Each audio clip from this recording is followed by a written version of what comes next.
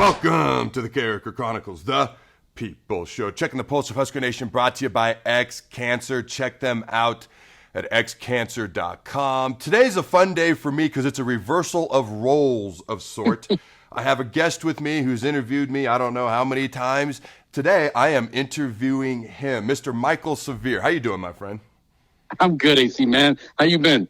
Dude, I am good. Life is good. I can't complain. I am drinking the Husker off-season Kool-Aid. It tastes great. Hopefully it tastes as good come the actual season. So I'm curious what you're up to, how you're doing now. So obviously you did the show with Damon Benning for quite a while. You guys had some good success there. Maybe you talked about this. For those who don't know, you're not doing the show with him anymore. I'm curious what led to you doing other endeavors.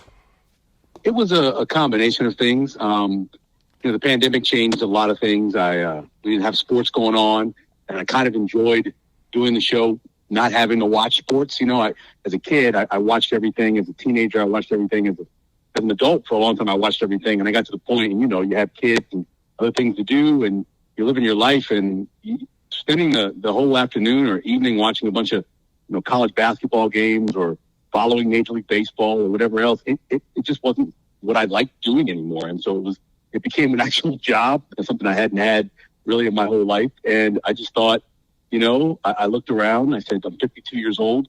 If I'm going to start something else, it'd be a good time to do it. My contract was up. We talked about staying around. But I just wanted to try something else. I wanted to just get out there and have more of a normal life, because when you do a radio show, you're going to do it right. You got to be on all the time. You got to be watching, reading, online, knowing everything that's happening at every minute, especially with the way social media is.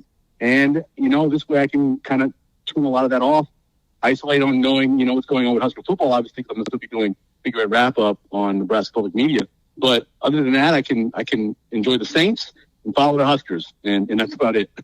So I remember when you were doing the Bottom Line with the World Herald, I came in one morning, and I forget what time your show started. I want to say 10. I could be incorrect on that. But if I remember right, you were there at 6 a.m. preparing for it and getting ready for it. And so I don't think people understand how much work goes into certain videos. Even the shows that I do, which is not a 4-hour radio broadcast like what you guys were doing, my shows can be anywhere from 5 to 10 to 15 minutes. I don't think people realize that sometimes 3-4 hours of prep can go into just those few minutes, especially as fast as I freaking talk sometimes. So I understand that. So that makes a lot of sense. And I want to obviously talk a lot of Husker football here with you in a minute, but real quick, what are you up to nowadays? What are you doing now? I actually just got a new job last week. I'm working for the city of Papillion. It's exactly what I was looking for. I was looking for a job with really good benefits, good pension plan, and then something that I enjoy doing. And, I grew up in TV. I worked in small markets when I was young. I've worked in rural Louisiana.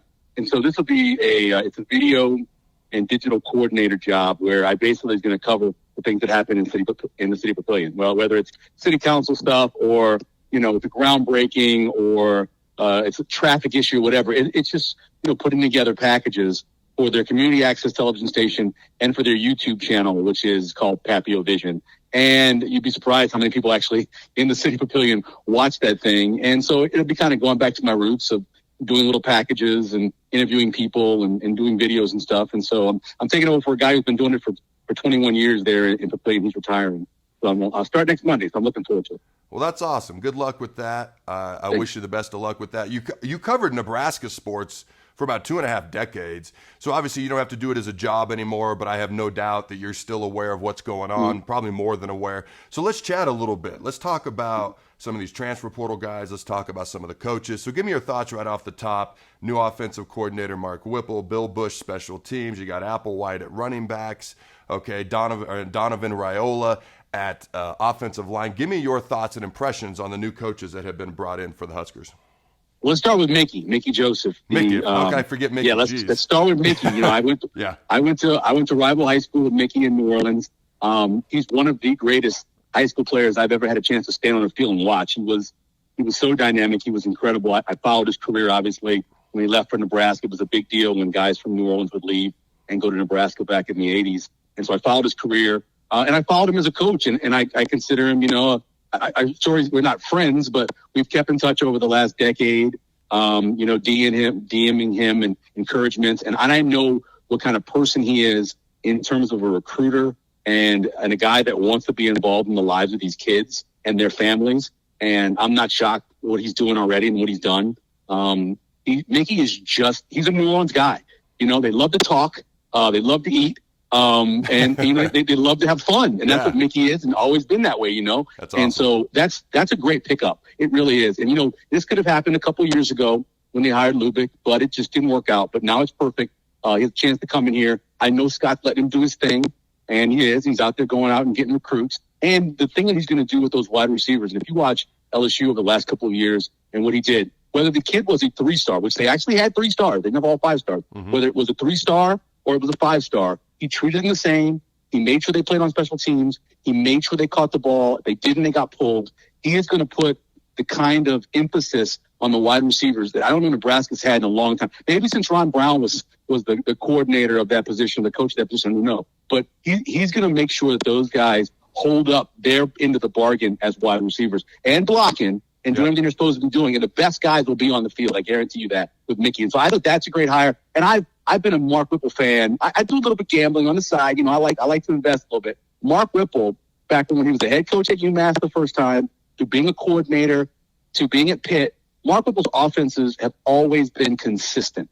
If you are someone who likes to play totals or you like the lines, Mark Whipple's always been a guy that's good to bet on. So I followed his career for a while. Matter of fact, even last year we were talking about what he had done that second year at Pitt and what Pickett had to do next to improve. And it was simply operating in the red zone and converting in the red zone. Well, he did that this year. Obviously becomes a Heisman Trophy candidate because of that and a finalist. And so I'm a big fan of Mark Whipple. I think that was perfect. It's somebody who I know Scott can feel comfortable about just putting it on him and letting him do it and not having to worry that he's not doing the job. He's done every position. Those 2 guys, those 2 hires are enough to be where you are with drinking the Kool-Aid because those are 2 great hires.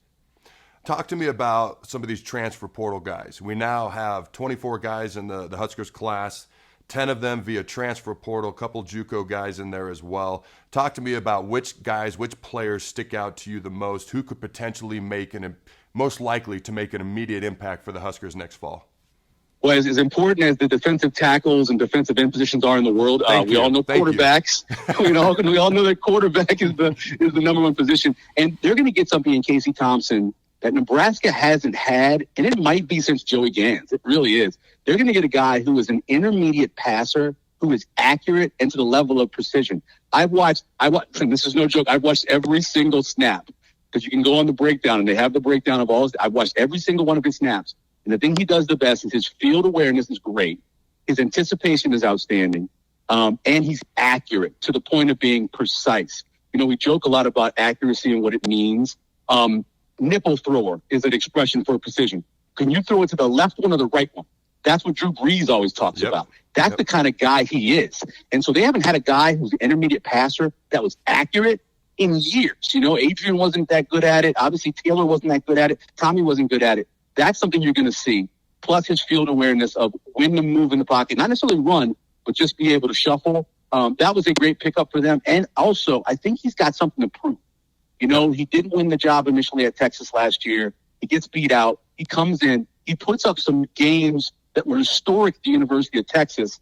And then I'm not sure that he was going to be the guy this year, even though he did all of that stuff. And they're bringing that Quentin Ewers kid in from Ohio State. And so he's like, wait a minute, I just did all of this. So I think he's coming here with something to prove as well. So I'm a huge fan of Casey Thompson already, and I think he's going to do a bunch of good things. And then I like the fact they went out and they got the punter, they got a long snapper, and they got a field goal kicker.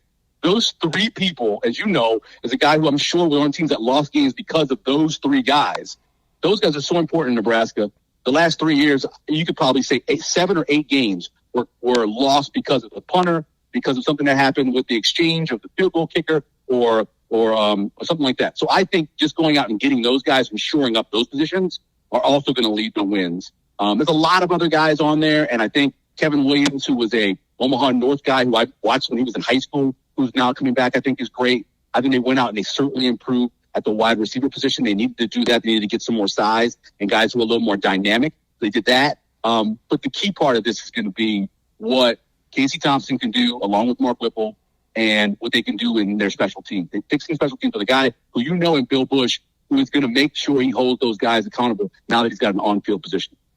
Absolutely. So they took a little bit of guff for the high school recruiting class so far to this point. It's not typically where it's been, but if you look at the transfer portal guys that they're bringing in, and you just kind of rank the transfer portal classes, if you will, they got one of the top 10 classes. And I tend now, whether you like transfer portal or not, it's part of college football, I tend to get a little bit more excited about transfer portal guys because they can't just up and leave right away with the rules. You can transfer once and start right away. After that, it gets more challenging, but also they're a little bbit more proven. So I'm not entirely just dousing the Kool-Aid, but I got nothing better to do. It's fun. I'm still all about prove it, earn it on the field, but I'm there. I'm right there with you. So I want to thank you for taking the time to join me, and best of luck in your new job next week. Hey, man, I really appreciate it. Keep up the good work, and it's good talking to you, Adam. All right, until next time, Husker Nation, go big red, and always remember, throw the bones.